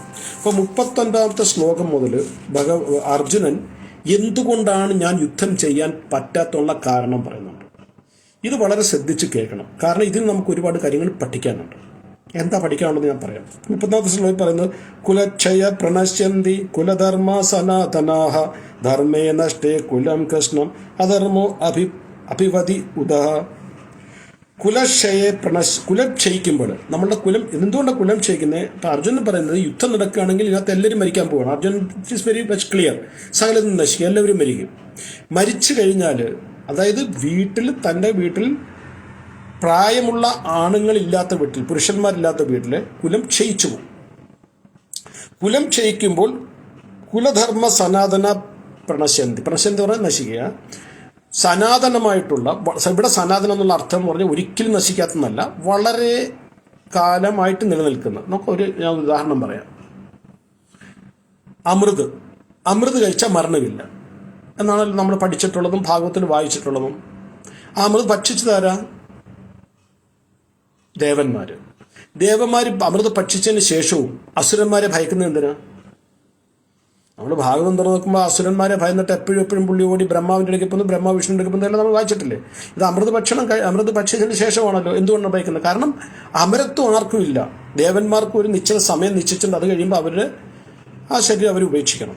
പിന്നെന്തോ ആ ലോങ്ങിവിറ്റി വളരെ, അതായത് നമുക്കിപ്പോൾ 60-70 വർഷമാണെങ്കിൽ ജീവനാണെങ്കിൽ അവർക്ക് കുറഞ്ഞത് 10,000 വർഷമാണ്. അത് 10,000 ദിവ്യവർഷമാണ്. ദിവ്യവർഷം എന്ന് പറഞ്ഞാൽ നമ്മളുടെ ഒരു വർഷം അവരുടെ ഒരു ദിവസമാണ്. നമ്മളുടെ 365 ദിവസം അവരുടെ ഒരു ദിവസമാണ്. നമ്മളുടെ 360 ദിവസം അവരുടെ ഒരു ദിവസമാണ്. അങ്ങനെയുള്ള, അപ്പോൾ ദേവനാട് ഒരു വർഷം എന്ന് പറയുമ്പോഴോ, അപ്പോൾ അങ്ങനെയുള്ളവരുടെ 10,000 വർഷങ്ങൾ എന്ന് പറയുമ്പോഴോ നമുക്ക് ചിന്തിക്കാൻ പോലും കഴിയില്ല. അപ്പോൾ അത്രയും വലിയ ലോങ്ങിവിറ്റി ഉള്ളത് കൊണ്ടാണ് അതിന് അമരത്വം എന്ന് പറയുന്നത്. അല്ലാതെ അമരത്വം ആർക്കുമില്ല. അതേപോലെ തന്നെ ഇവിടെ സനാതനമായിട്ട് പരിപാലിച്ചു പോരുന്ന കുലധർമ്മം നശിക്കും എന്ന് പറയുന്ന അർത്ഥം തലമുറകളായിട്ട് പിന്തുടർന്നു കൊണ്ടിരുന്ന കാര്യങ്ങൾ. ഇത് ഞാൻ ഈ നോട്ട്സ് തയ്യാറാക്കുമ്പോൾ എനിക്കൊരു കാര്യം ഓർമ്മ വന്നു, നമുക്കത് ചർച്ച ചെയ്യാം. എൻ്റെ കുട്ടിക്കാലത്ത്, എനിക്കിപ്പോൾ 62 to 63 ഇയേഴ്സ്, എൻ്റെ കുട്ടിക്കാലത്ത് 10 വയസ്സ് സമയത്തൊക്കെ എനിക്ക് ഓർമ്മ വരുന്നത്, നല്ല ഓർമ്മയുണ്ട്. ഞാൻ എൻ്റെ അമ്മയുടെ വീട്ടിൽ നിന്നാണ് വളർന്നത്. എൻ്റെ അമ്മയുടെ വീട് കാർത്തിയപ്പള്ളിലാണ്, ഹരിപ്പാടിനടുത്ത്. 14 വയസ്സ് വരെ, അതായത് 7ാം ക്ലാസ് കഴിഞ്ഞ് 13 വയസ്സ് വരെ ഞാൻ അവിടെയായിരുന്നു. അത് കഴിഞ്ഞാണ് ഞാൻ പുല്ലുവങ്ങര വന്നത്, NRPM സ്കൂളിൽ പഠിച്ചത്. ഈ സമയത്ത് വീട്ടിൽ സന്ധ്യ ആയി കഴിഞ്ഞ് കഴിഞ്ഞാൽ 1 നിലവിളക്ക് എന്നും കഴുകും, 2 സന്ധ്യയായ നിലവിളക്ക് കത്തിക്കും, 3 നിലവിളക്ക് കത്തിച്ചാൽ ആ വീട്ടിലുള്ള എല്ലാവരും, അപ്പൂപ്പനൊഴികെ, അപ്പൂപ്പൻ അവിടെ ചാരികസരെ കിടക്കത്തേ ഉള്ളൂ, ബാക്കി അമ്മുമ്മ, കുഞ്ഞമ്മമാർ, എനിക്കത് 10-11 വയസ്സുള്ള ഓർമ്മ, നാമം ചൊല്ലാതെ വേറെ ആ വീട്ടിൽ വേറെ ഒന്നും ചെയ്യില്ല. അപ്പോൾ ആ വീട്ടിലല്ല, അടുത്തുള്ള വീട്ടിലെല്ലാം രാമനാമം ജപിക്കാതെ ആഹാരം വിളമ്പുന്ന പ്രശ്നമേ ഉദിക്കുന്നില്ല. അപ്പം ഞാൻ ചിന്തിക്കുകയായിരുന്നു, ഇന്ന് നമ്മളുടെ ഇടയിൽ അതില്ല. രാമനാമം ജപിക്കുന്ന വീടുകളുണ്ടോ എന്ന് എനിക്ക് സംശയമാണ്. ഉണ്ടായിരിക്കാം. അപ്പം എങ്ങനെയാണ് ഈ മാറ്റങ്ങൾ വന്നത്? അതായത് ഇവിടെ സനാതനമായ കുലധർമ്മം എങ്ങനെയാണ് നമ്മൾ നശിച്ചത്? ഞാൻ അപ്പോൾ അതിനെക്കുറിച്ച് കുറേ ചിന്തിച്ചപ്പോൾ എനിക്ക് മനസ്സിലായത് 80കളിലാണ് നമ്മളുടെ ഇടയിൽ ടെലിവിഷൻ പ്രചാരത്തിൽ വന്നത്. അതിന് 2 കാരണങ്ങളുണ്ടായിരുന്നു. 82 Asian games, 83 India cricket world cup ജയിച്ചത്. അത് കഴിഞ്ഞപ്പോഴാണ് ടെലിവിഷനെ കുറിച്ച് നമ്മൾ കേൾക്കാൻ തുടങ്ങി. അപ്പോൾ അന്നൊക്കെ എന്ന് പറഞ്ഞാൽ എല്ലാ വീടുകളിലും ടെലിവിഷൻ ഇല്ല. അടുത്തടുത്ത വീടുകളിലൊക്കെ ഏതെങ്കിലും അടുത്ത വീടുകളിലൊക്കെയാണ് ഒരു വീട്ടിലെ ടെലിവിഷൻ്റെ ഒരു 10-15 വീട്ടുകാർ, പ്രത്യേകിച്ച് സ്ത്രീകൾ, അത് കാണാൻ വേണ്ടി പോകും. അതുവരെ നമ്മളുടെ അമ്മമാർക്ക്, സൗര്യമാർക്ക് ടൈം പാസ് എന്ന് പറഞ്ഞാൽ മംഗളം, മനോരാജ്യം, മനോരമ, ഇങ്ങനെ കുറേ മാ ഇതുണ്ടായിരുന്നു. ഇതിനകത്തെല്ലാം ജോണിക്കുട്ടി, MA, MSc, MEd, പാവപ്പെട്ട കർഷകൻ, തോമാച്ചൻ കോടീശ്വരൻ, ഒരു മോള്, കാറിൽ പോകുമ്പോൾ വെള്ളം തിളപ്പിച്ച് ജോണിക്കുട്ടിയുടെ മുണ്ടയിലും വീഴുന്നു, 2 ചീത്ത വിളിക്കുന്നു, അവർ വന്ന് ചീത്ത വിളിക്കുന്നു, അടിയാകുന്നു, ബഹളമാകുന്നു, അത് ഇതാകുന്നു, പിന്നെ പ്രേമമാകുന്നു. ആയിരുന്നു ഇതൊക്കെ കഥ. അതിനൊരു അറിഞ്ഞു വന്നത് ഈ ടെലിവിഷൻ സീരിയൽ വന്നപ്പോഴാണ്. അപ്പോൾ ഈ ടെലിവിഷൻ സീരിയൽ തുടങ്ങുന്നത് വൈകിട്ട് ഒരു 6:30 വാർത്ത, അത് കഴിഞ്ഞ് 7 മണിക്ക് തുടങ്ങിക്കഴിഞ്ഞാൽ 8:30-9 മണി വരെ ഈ നാമം ചെല്ലേണ്ട സമയത്താണ്. അപ്പോൾ ഈ അമ്മമാരെന്ത് ചെയ്യും? കുട്ടികളോട് പറയും, പ്രത്യേകിച്ച് പെൺകുട്ടികളുടെ വീട്ടിലാണെങ്കിൽ വിളക്ക് കത്തിച്ചിട്ട് നാമം ചെല്ലണം. അല്ലെങ്കിൽ അമ്മമാർ വിളക്ക് കത്തിച്ചിട്ട് മക്കളോട് പറഞ്ഞിട്ട് പോവും, നാമം ചെല്ലണം, അമ്മ ദാ വരുന്നു. അപ്പോൾ അമ്മയും വീട്ടിലുള്ള വേറെ പ്രായമായ സ്ത്രീകളുണ്ടെങ്കിൽ, കൂടുതൽ സ്ത്രീകൾ, പുരുഷന്മാർ പോകാറുണ്ടോ എനിക്കറിയില്ല. അതുകൊണ്ട് അപ്പോൾ ഇവർ അടുത്ത വീട്ടിൽ ടെലിവിഷൻ കാണുമ്പോൾ കാണുന്നതോ ഈ സീരിയൽ, കുടുംബ വഴക്ക്, അമ്മായി അമ്മ മരുമക്കളുമായിട്ടുള്ള വഴക്ക്, ഇത് കണ്ടിട്ട് ഇങ്ങനെ താടിയും കൊടുത്ത് കൈക്കും കൊടുത്ത് അതിലൊന്ന് കണ്ടിട്ട് തീരുന്നത് എങ്ങനെയാണ്? ജോണിക്കുട്ടി കത്തിയെടുത്ത് കുത്താനായിട്ട് ഓങ്ങി, ഇനി അടുത്ത ആഴ്ചയിൽ അറിയത്തുള്ളൂ കുത്തോ ഇല്ലെന്നുള്ളത്. അപ്പം ആകാംക്ഷയാണ്. അപ്പം ഈ കണ്ടിട്ട് തിരിച്ചു വരുമ്പോൾ ഇതും പറഞ്ഞാൽ വരുന്നത്. അപ്പോൾ ഇവിടെ പിള്ളേരെന്താ ചെയ്യുന്നത്? പിള്ളേർ നാമമൊന്നും ചെല്ലത്തില്ല, 1-2 പിന്നെ അങ്ങോട്ടും ഇങ്ങോട്ടും അടി, തീപ്പെട്ടി ഒഴിച്ച് കത്തിക്കുക, ചന്ദനത്തി കത്തിക്കുക, അല്ലെങ്കിൽ വേറെ പേപ്പർ കത്തിച്ച് ഇതൊക്കെ ചെയ്യുക. എന്നിട്ട് ഇവർ വരും, നാമം ചൊല്ലിയോടാ, അല്ലെ നാമം ചൊല്ലിയോടി, ചൊല്ലി ആഹാരം കഴിച്ച് കിടന്നു. ഇത് ഞാൻ പറഞ്ഞത് 80കളിലാണ്. 90കളുടെ ഒരു ആദ്യ പകുതികൾ, 93-96 ഇപ്പോൾ ഒരുവിധം എല്ലാ വീടുകളിലും ടെലിവിഷൻ വരാൻ തുടങ്ങി, ബ്ലാക്ക് ആൻഡ് വൈറ്റ് TV ഒക്കെ വരാൻ തുടങ്ങി. അപ്പോൾ ഈ സീരിയൽ കണ്ട് നിർത്തിയതാണ്. അപ്പോൾ അതിനും വിടാൻ പറ്റില്ല, കാര്യം ജോണിക്കുട്ടി കുത്തൂലെന്നൊക്കെ അറിയണ്ടേ, അല്ലെങ്കിൽ അമ്മിക്കുട്ടിയും മറ്റൊരായിട്ടുള്ള വിവാഹം നടക്കുമെന്നൊക്കെ അറിയണ്ടേ. അപ്പോൾ വൈകുന്നേരം ആകുന്ന ഉടനെ ഇവിടെ മുമ്പിരിക്കും. അപ്പോൾ ഇവിടെ മക്കളോട് വിളക്ക് കത്തിക്കാൻ പറയാൻ ഭയമാണ്, കാര്യം വിളക്ക് കത്തിച്ചു കഴിഞ്ഞാൽ അമ്മയ്ക്കും പോയി ഇരുന്നിട്ട് നാമം ചെല്ലണം. അപ്പം അതുകൊണ്ട് വിളക്ക് കത്തിക്കുന്നത് പറയുന്നത് വിട്ടു അവിടുന്ന്. അപ്പോൾ മക്കളുമായിട്ട് ഇരുന്നിട്ട് TV കാണും, അമ്മയും കാണും, 8-9 മണി TV കാണും. പിള്ളേർ പഠിച്ചാൽ പഠിച്ചു, ഇല്ല അല്ലെ പിള്ളേരെ റൂമിലിട്ട് പൂട്ടും, പഠിച്ചോളാൻ പറയും, ഇവരിന്ന് TV കാണും. ക്രമേണ നമ്മളുടെ ആ സനാതനമായ ധർമ്മത്തിന് ക്ഷയം സംഭവിച്ചു, പ്രണശ്യതി. അതായത് തലമുറകളായിട്ട് നമ്മൾ തുടർന്ന് വന്നുകൊണ്ടിരുന്ന ആ സന്ധ്യാസമയത്ത് നാമം ചൊല്ലും. സന്ധ്യയ്ക്ക് എന്താ നാമം ചൊല്ലുന്നത്? സന്ധ്യ എന്ന് പറഞ്ഞാൽ എന്താണ്? സന്ധിപ്പിക്കുന്നത് എന്തോ അത് സന്ധ്യ. പകലിനെയും രാത്രിയും കൂടെ സന്ധിപ്പിക്കുന്ന സമയത്താണ് സന്ധ്യ എന്ന് പറയുന്നത്. 3 സന്ധ്യകളുണ്ട്: പ്രഭാത സന്ധ്യ, മധ്യാഹ്ന സന്ധ്യ, പ്രഭാത സന്ധ്യക്കാണ് സന്ധ്യ എന്ന് പറയും, പ്രഭാത സന്ധ്യ, മധ്യാഹ്ന സന്ധ്യ, സായാം സന്ധ്യ. യുഗങ്ങൾ തമ്മിൽ യോജിക്കുന്നതിന്, അതായത് കലിയുഗവും ദ്വാപരയുഗവും തമ്മിലുള്ള, അല്ലെങ്കിൽ ദ്വാപരയുഗവും കലിയുഗവും തമ്മിലുള്ള യോജിപ്പിക്കുന്ന യുഗസന്ധ്യ എന്ന് പറയും. ഈ സന്ധ്യാസമയത്ത്, അതായത് സായാം സന്ധ്യയ്ക്ക്, വൈകുന്നേരത്തുള്ള സന്ധ്യയ്ക്കാണ് ശിവഗണങ്ങൾ കറങ്ങാൻ ഇറങ്ങുന്നത്. ശിവഗണങ്ങൾ രാവിലെ ദേവീദേവതമാരും വൈകിട്ട് ശിവഗണങ്ങൾ ഇറങ്ങും. അപ്പം ഏതൊരു വ്യക്തിയാണോ ആ സമയത്ത് തെറ്റായ കാര്യങ്ങൾ, തെറ്റായ എന്ന് പറയാം, അബോബിനുള്ള ആക്ടിവിറ്റീസ് എന്ന് ഇംഗ്ലീഷിൽ പറയാൻ പെട്ടെന്ന് മലയാളം ഒക്കെ, അത് അധർമ്മ കാര്യങ്ങൾ ചെയ്യാം, മദ്യപിക്കുക, സ്ത്രീ പുരുഷ ബന്ധം ചെയ്യുക, ഇതൊക്കെ ചെയ്യുന്ന അവരെ ശിവൻ ശപിച്ചിട്ട് പോകുമെന്നാണ് പറയുന്നത്. അതുകൊണ്ട് പണ്ടത്തെ അമ്മമാരൊക്കെ പറയാം, സന്ധ്യാസമയത്ത് ത്രിസന്ധ്യ എന്ന് പറഞ്ഞാൽ മൂന്നാമത്തെ സന്ധ്യ ഇത് ചെയ്യരുത്, വർഷത്തിൽ വെള്ളം വെക്കുക, ഇതൊക്കെ അന്നത്തെ അമ്മമാരും ഒക്കെ പറയായിരുന്നു.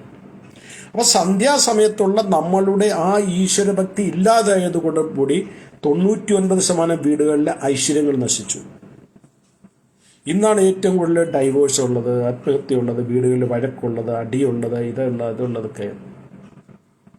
ആ കാരണം ഇതാണ്. അപ്പൊ ഇവിടെ അർജുനൻ പറഞ്ഞാണ് കുലക്ഷയ പ്രവശന്തി കുലധർമ്മ സനാതന. കുലം ക്ഷയിക്കുമ്പോൾ സനാതനമായിട്ട് തലമുറകളായിട്ട് നമ്മൾ തുടർന്നു കൊണ്ടിരുന്ന ധർമ്മങ്ങൾ, കുലത്തിന്റെ ധർമ്മങ്ങൾ നശിച്ചാലോ ധർമ്മേ നഷ്ട, ആ ധർമ്മം നശിക്കും. കുലം കൃഷ്ണ അധർമ്മോ അഭിവക്തിത.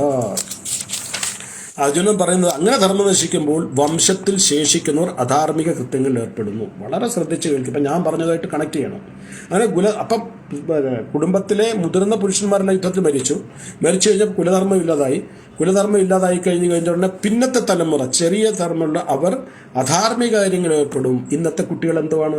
മയക്കുമരുന്ന്. എൻ്റെ കുട്ടിക്കാലത്ത് മദ്യപാൻ എന്ന് പറഞ്ഞു കഴിഞ്ഞാൽ 50 വയസ്സ് അതിന് വയസ്സുള്ള ആൾക്കാർ, ഇച്ചിരി കുളവേറൊക്കെ ഉള്ളവർ, അവരൊക്കെയായിരുന്നു കള്ളുകുടിയന്മാർ പോകുന്നു എന്ന് പറയുമായിരുന്നു. ഇന്നും ടീനേജ് പിള്ളേരും മയക്കുമരുന്ന് അടിമയുള്ള കാരണം എന്താ? കുലധർമ്മം നശിച്ചു. അതിനുശേഷം പറയുന്നത് അധർമാഭിഭവാത് കൃഷ്ണ പതുഷ്യന്തി കുലസ്ത്രീയ സ്ത്രീഷു ദുഷ്ടാസു വാഷ്ണയ ജായതേ വർണ്ണസങ്കര. എന്താ അർജുനന്റെ ആ വിഷം നോക്കുക. അല്ലയോ കൃഷ്ണ, ഇവിടെ അധർമ്മം വന്ന എവിടെയാണ്? അതായത് ആ സ്റ്റെപ്പ് നോക്കുക. ആദ്യം അർജുനൻ പറഞ്ഞത് കുലം ക്ഷയിച്ചു, കുലധർമ്മങ്ങൾ ക്ഷയിച്ചു. ധർമ്മം ക്ഷയിച്ചു കഴിഞ്ഞപ്പോൾ പിന്നത്തെ തലമുറ, പുതിയ തലമുറ അധാർമിക കാര്യങ്ങളിൽ ഏർപ്പെട്ടു. അധാർമിക കാര്യങ്ങളിൽ ഏർപ്പെട്ട് കഴിഞ്ഞപ്പോഴോ സ്ത്രീകൾ ദുഷിച്ചു പോകും. വളരെ ഇമ്പോർട്ടൻ്റ് ആയിട്ട് കാര്യമാണ് അർജുനൻ. സ്ത്രീകൾ ദുഷിച്ചു പോയാലോ വിഷ്ണുകുലത്തിൽ ഭഗവാനെ കൃഷ്ണൻ വിളിക്കുന്നത് വാഷ്ണയാണ്. വാഷ്ണ എന്ന് പറയാൻ വിഷ്ണുകുലത്തിൽ പിറന്നവനെ. അങ്ങനെ സംഭവിച്ചാൽ, സ്ത്രീകൾ ദുഷിച്ചാൽ ആർക്കും വേണ്ടാത്ത കുട്ടികൾ ജനിക്കും. അതായത് അച്ഛനില്ലാത്ത കുട്ടികൾ ജനിക്കും, ജാരസന്തതികൾ ജനിക്കും. എന്ത് കാതലായിട്ടാണ് അർജുനൻ ചിന്തിക്കുന്നത്. നോക്കുക, അർജുനന്റെ ആ വിഷൻ നോക്കുക. അർജുനൻ കാണുന്നത് ഇവരെ യുദ്ധത്തിൽ ചെന്ന് കഴിഞ്ഞാൽ ഇത്രയധികം ആൾക്കാർ മരിച്ചു കഴിഞ്ഞാൽ എനിക്ക് രാജ്യം കിട്ടും. അതായത് ദുര്യോധനൻ കാണുന്നത് എനിക്ക് രാജ്യം കിട്ടും, രാജ്യസുഖം കിട്ടും. അർജുനൻ വിചാരിക്കുന്നത് അതല്ല. അത് കഴിഞ്ഞാലും പറയും 41-ാമത്തെ ശ്ലോകത്തിന് സങ്കരോ നരകേവ കുലജ്ഞാനം കുലശ്ച പതന്തി പിതരോഹി യേശാം ലുപ്തപിണ്ഡോദക്രിയ. സുഖമായിട്ട് ആവശ്യമില്ലാത്ത ജനവർദ്ധന ഉണ്ടായാൽ, ആവശ്യമില്ലാത്ത ജനവർദ്ധന എന്ന് പറഞ്ഞാൽ ഇങ്ങനെ സങ്കര, അതായത് അനാഥ കുട്ടികളുണ്ടായാൽ, അച്ഛൻ ഇല്ലാത്ത കുട്ടികളുണ്ടായിക്കഴിഞ്ഞാൽ കുടുംബങ്ങൾക്കും കുലപാരമ്പര്യങ്ങളും കളഞ്ഞു കുളിച്ചവർക്കും ജീവിതം നരതുല്യമാകുന്നു. അവർക്ക്, അതായത് ഈ കുട്ടികൾ ജീവൻ നരതുല്യമാണ്. അതായത് ഒരു വീട്ടിൽ ഒരു കുട്ടി പിഴച്ചു പോയി കഴിഞ്ഞു കഴിഞ്ഞാൽ ആ കുടുംബത്തെ എല്ലാവർക്കും അത് അനുഭവിച്ചേ പറ്റൂ. എനിക്കൊന്ന് ഭാഗവത്തിൽ ചിത്രകേതുവിന്റെ കഥയിലാണെന്ന് ചിത്രകേതുവിന്റെ അല്ല, വേണിയുടെ അച്ഛൻ്റെ പേര് ഓർമ്മ.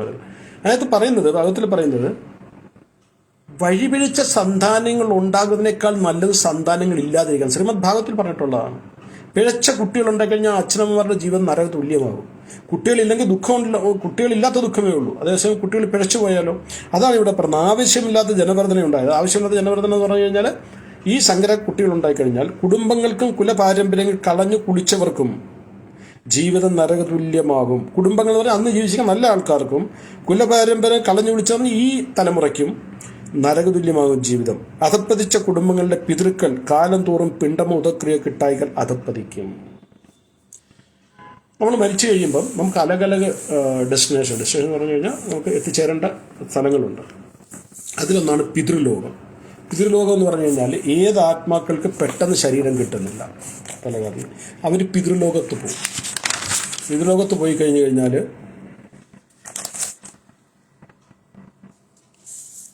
അതിനാണ് നമ്മൾ എല്ലാ വർഷങ്ങളും അല്ലെങ്കിൽ വാവിനൊക്കെ ബലിയിടുന്നത്. ഇതിനകത്തൊക്കെ ഭയങ്കര അർത്ഥങ്ങളുണ്ട്, ഭയങ്കര ആവശ്യങ്ങളുണ്ട്.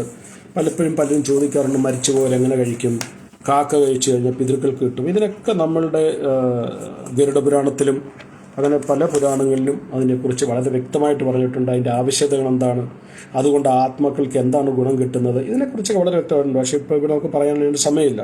ഇപ്പം ഇവിടെ പറയുന്നത് പറഞ്ഞാൽ അങ്ങനെ അധപ്പതിച്ച കുടുംബങ്ങളിലെ പിതൃക്കൾ, മരിച്ചുപോയവർക്ക് കാലം തോറും പിണ്ടമോ ഉദക്രിയോ കിട്ടായികൾ അവർ അധപ്പതിക്കും. അവർക്ക് നീചയോനിയിൽ ജന്മം എടുക്കേണ്ടി വരും. അപ്പോൾ എവിടുന്നാണ് ഇത് തുടങ്ങിയെന്ന് ആലോചിക്കണം. അർജുനൻ 8 സ്റ്റെപ്പാണ് പറയുന്നത്. അത് നമുക്ക് വളരെ വിശദമായിട്ട് ചർച്ച ചെയ്യേണ്ടതാണ്. അത് കഴിഞ്ഞ് അർജുനൻ പറയുന്നത് കുടുംബ പാരമ്പര്യം നശിപ്പിക്കുന്ന ദുഷ്കർമ്മങ്ങളാൽ ആർക്കും വേണ്ടാത്ത ശിശുക്കളുണ്ടാകുന്നു. തന്മൂലം എല്ലാ തരത്തിലുള്ള സാമൂഹ്യ പുരോഗമന പ്രവർത്തനങ്ങളും ക്ഷേമ പ്രവർത്തനങ്ങളും പാടെ നശിച്ചു പോകുന്നു. ഇതുവരെ അർജുനൻ പറഞ്ഞത് കുടുംബത്തിനെ കുറിച്ചും കുലത്തിനെയും കുറിച്ചാണെങ്കിൽ അർജുനൻ ഇവിടെ പറഞ്ഞ സമൂഹത്തിനെ കുറിച്ചാണ് പറയുന്നത്. അതായത് കുടുംബ പാരമ്പര്യം നശിപ്പിക്കുന്നവരുടെ ദുഷ്കർമ്മങ്ങളാൽ കുടുംബ പാരമ്പര്യം നശിക്കുന്ന കുഴപ്പമെന്ന് പറഞ്ഞാൽ ഈ പുതിയ തലമുറ ഏത് തലമുറയാണോ അധപ്പതിച്ചു പോയത് ആ തലമുറ ആർക്കും വേണ്ടാത്ത ശിശുക്കൾ, അവർക്കും ഉണ്ടാകുന്ന കുട്ടികൾ ആർക്കും വേണ്ട ശിശുക്കൾ എന്ന് പറഞ്ഞാൽ സങ്കര ശിശുക്കൾ എന്നാണ് പറഞ്ഞത്. തന്മൂലം അതിനാൽ എല്ലാ തരത്തിലുള്ള സാമൂഹ്യ പുരോഗമന പ്രവർത്തനങ്ങൾ, അതായത് സൊസൈറ്റിയിൽ ഉണ്ടാകുന്ന നല്ല കാര്യങ്ങളൊന്നും ഇല്ലാതെ വരുന്നു. ഇപ്പം ഇന്നത്തെ കുട്ടികൾ എന്താ എവിടെയെങ്കിലും മൊബൈലും പിടിച്ചുകൊണ്ടിരിക്കുന്നു, മയക്കുമരുന്ന് അടിമകളാണ്. നമ്മളുടെയൊക്കെ കുട്ടിക്കാലത്ത് എല്ലാ ഗ്രാമങ്ങളിലും ഒരു വായനശാല ഉണ്ടായിരുന്നു. ഇന്ന് എവിടെയെങ്കിലും വായനശാല കാണാനുണ്ടോ? ആവശ്യമില്ല. കാരണം അവർക്ക് മൊബൈലാണ്. മൊബൈൽ അവരതല്ല നോക്കുന്നെങ്കിൽ കൂടി വായനശാല ഉണ്ടാക്കാൻ ആരും പോകത്തില്ല. അന്നൊക്കെ വായനശാല ഉണ്ടായിരുന്നു. കുട്ടികൾ ഒന്നിച്ചു കൂടുമായിരുന്നു, അത് ഡിസ്കഷൻ ചെയ്യുമായിരുന്നു, ബുക്കുകൾ വായിക്കുമായിരുന്നു, ന്യൂസ് പേപ്പറുകൾ വായിക്കുമായിരുന്നു, അവരവിടെ ഗെയിമുകൾ ഓർഗനൈസേഷൻ ചെയ്യുമായിരുന്നു, വാർഷികങ്ങൾ നടത്തുമായിരുന്നു, സമൂഹത്തിൽ എന്തെങ്കിലും ആവശ്യമുണ്ട് അവരൊക്കെ ഓടിച്ചെല്ലുമായിരുന്നു. ഏതെങ്കിലും ഒരു വീട്ടിൽ ഇന്നത്തെ അടുത്ത വീട്ടിൽ താമസിക്കുന്ന ആരാണെന്ന് ചോദിച്ചാൽ പേര് പോലും അറിയില്ല. പക്ഷെ നമ്മുടെ കുട്ടിക്കാലത്ത് അവിടെ ആണെന്നെങ്കിൽ ഒരു വിവാഹം പോലും ഉണ്ടായാലും ആ ഗ്രാമത്തിൽ ഉത്സവമായിരുന്നത്. ഒരു 4-5 ദിവസം എല്ലാവരും അവിടെയായിരിക്കും, എല്ലാവരും ഒന്നിച്ച് ചേർന്ന്. അന്ന് കാറ്ററിംഗ് സർവീസ് ഒന്നുമില്ല. പാചകക്കാർ വന്നു കഴിഞ്ഞാൽ പാചകക്കാരെ ഹെൽപ്പ് ചെയ്യാൻ അടുത്തുള്ള സ്ത്രീകളെല്ലാം ചെല്ലുന്നു, വെള്ളം കോരാൻ കുട്ടികൾ ചെല്ലുന്നു, തേങ്ങ തിരികെ കൊടുക്കുന്നു. ഒരു ഉത്സവമായിട്ട് കണ്ടിരുന്ന സമയമുണ്ടായിരുന്നു. അപ്പോൾ ഇവിടെ അർജുനൻ പറയുന്നത് അങ്ങനെ ശിശുക്കളുണ്ടാകുമ്പോൾ, അതായത് തെറ്റായ ശിശുക്കളുണ്ടാകുന്ന ഉടനെ സാമൂഹ്യ മര്യാദകളില്ലാതെ വരും, സമൂഹത്തിൻ്റെ പുരോഗമനങ്ങളില്ലാതെ വരും. അങ്ങനെ പല കാര്യങ്ങളും നമ്മളുടെ കുട്ടിക്കാലത്ത് ഞങ്ങൾ കണ്ടു. അതെല്ലാവർക്കും കിണർ ഡിപ്പെൻഡായിരുന്നു. അപ്പോൾ 6-7 കുട്ടികൾ ചേർന്നിട്ട് ഒരു 5-6 വീട്ടിലെ കിണറ്റിൽ വെള്ളം കോരി കൊടുക്കുമായിരുന്നു. അവർ ഏത്തക്കായ ചായ എന്തെങ്കിലും കൊടുത്താൽ അതിന് കൂലിയൊന്നുമില്ല. എല്ലാവരും അവൽ നനച്ചതോ ഏത്തക്കായ അത് മതി. ഒരു രസമായിരുന്നു. ആ സ്കൂൾ അടച്ച സമയത്ത് ഇപ്പോഴല്ലേ ഈ സ്കൂൾ അടയ്ക്കുന്ന സമയത്ത് എല്ലാ കിണറ്റിലും വെള്ളം കോരി കൊടുക്കുക, ഇതിങ്ങനെയൊക്കെയുള്ള കാര്യങ്ങൾ ചെയ്യുമായിരുന്നു. ചെയ്യുന്നില്ല. അല്ലയോ ജനാർദ്ദന, കുലധർമ്മം നശിപ്പിക്കുന്നവർക്ക് എന്നും നരകത്തിൽ ജീവിക്കേണ്ടി വരുന്നു. ഗുരുപരമ്പര വഴി അറിഞ്ഞിട്ടുണ്ട്. അർജുനൻ പറയുന്നത് ഉത്സന്നകുല ധർമാണാം മനുഷ്യാനാം ജനാർദ്ദന നരകേ നിയതം വാസോ ഭവതി ഇതി അനുശുശ്രുമ. അപ്പം അല്ലയോ അർജുന, കുലധർമ്മങ്ങൾ നശിപ്പിക്കുന്നവർക്ക്, അവിടെ കുലധർമ്മങ്ങൾ നശിപ്പിക്കുന്നവർ ആരാണ്? അർജുനൻ പറഞ്ഞ ഞാൻ മൂലമാണ് കുലധർമ്മം നശിക്കുന്നത്. കാരണം ഞാൻ അവരുടെ കുടുംബത്തിലെ മുതിർന്ന ആൾക്കാർ യുദ്ധത്തിൽ ഞാൻ വധിക്കുമ്പോൾ അവരുടെ സ്ത്രീകൾ ദുഷിച്ചു പോകും, കുലധർമ്മങ്ങൾ ഇല്ലാതാകും, വർണ്ണസങ്കരങ്ങൾ എന്താ പറയുക ജാരസന്തതികൾ ഉണ്ടാകും.